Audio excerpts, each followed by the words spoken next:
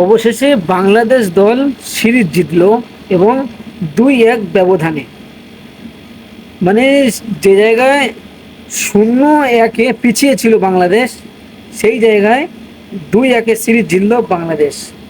এরকমটা শেষবার করেছিল বাংলাদেশ 7 বছর আগে, 2018 সালে ওয়েস্ট ইন্ডিজের বিরুদ্ধে ওয়েস্ট ইন্ডিজের মাঠে 0-1 পিছিয়ে থেকে পরপর দুটি ম্যাচ জিতে ফিরেছিল বাংলাদেশ 2018 সালে, 7 বছর আগে। এবং একটি মজার বিষয় হলো, সেই ম্যাচে ম্যান অফ দ্য ম্যাচ হয়েছিল লিটন কুমার দাস এবং সেই ম্যাচে ক্যাপ্টেন ছিল সাকিব আল হাসান। এবং দীর্ঘ 7 বছর পরে এরকম একটা রেকর্ড করলো লিটন কুমার দাসের নেতৃত্বে বাংলাদেশ টিম। দুর্দান্ত, অসাধারণ। শেখ মেহেদির দুর্দান্ত বোলিংয়ে পুরো শ্রীলঙ্কার ব্যাটিং লাইন আপ ভেঙে গেছিল, ভেঙে পড়েছিল। শেখ মেহেদির ব্যাটিংয়ে, এই বোলিংয়ে পুরো ভেঙে পড়েছিল একদম। সত্যি খুবই দুর্দান্ত বোলিং করেছে, অসাধারণ। এবং বাংলাদেশ জিতেছে, খুব দাপটের সাথে জিতেছে। এই যে দুটি ম্যাচ পরপর জিতলো খুবই দাপটের সাথে। এবং বাংলাদেশের সময়টা কিন্তু খুবই খারাপ যাচ্ছে, খারাপ যাচ্ছিল। কারণ ইউএইর সাথে টি টোয়েন্টি সিরিজ হারলো, বা পাকিস্তানের সাথে টি-20 সিরিজ হারলো, তারপরে শ্রীলঙ্কার মাটিতে শ্রীলঙ্কায় গিয়ে শ্রীলঙ্কাকে হারালো।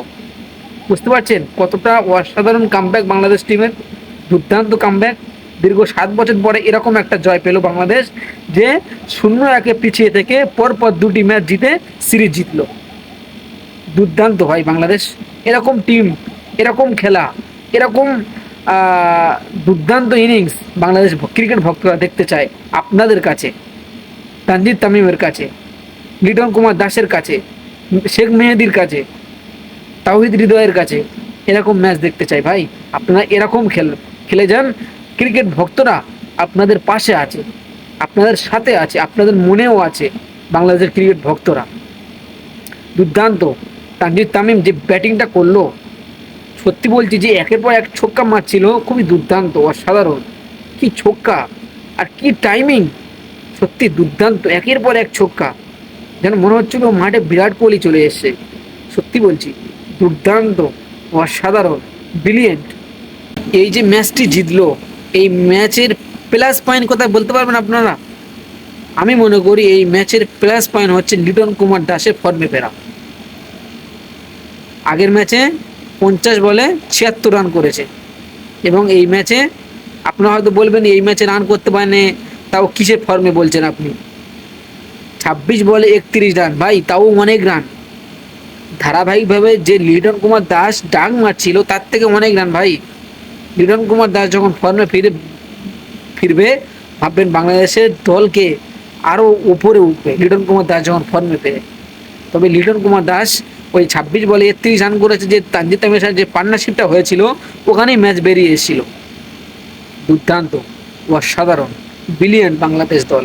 এরকম দল দেখতে চায়। সত্যি বলছি, খুবই আনন্দ লাগছে। শ্রীলঙ্কার মাটিতে শ্রীলঙ্কাকে হারিয়েছে, এবং শ্রীলঙ্কার ক্যাপ্টেন চারিত আসালাঙ্কা বলেছে যে তানজিদ তামিম এবং শেখ মেহেদিকে কুর্নিশ জানায়। অসাধারণ, দুর্দান্ত বোলিং করেছে। যখন বিরোধী টিমের ক্যাপ্টেন যখন আপনাকে প্রশংসা করবে, তখন আপনি ভাবতে পেরেছেন যে কতটা ভালো খেলেছে? বুঝতে পারছেন কতটা ভালো খেলেছে বাংলাদেশ দল? শ্রীলঙ্কার ক্যাপ্টেন বলছে দুর্দান্ত, অসাধারণ পারফরমেন্স করেছে ওরা। সত্যি বলছি, খুবই অসাধারণ, ব্রিলিয়েন্ট বাংলাদেশ দল। আমি আশা করব আরও এগিয়ে যাবে বাংলাদেশ দল, এবং বাংলাদেশ দল পাকিস্তানের বিরুদ্ধে যে টি-20 সিরিজ আছে, এই সিরিজ জিতবে বাংলাদেশ দল। আপনার কি মনে হয় অবশ্যই কমেন্ট বক্সে জানাবেন। এবং বাংলাদেশ দল ট্রফি নিয়ে শ্রীলঙ্কাদের ট্রফি নিয়ে বাংলাদেশে ঢুকছে আজকে। আজ খুবই আনন্দের দিন বাংলাদেশ ক্রিকেট ভক্তদের।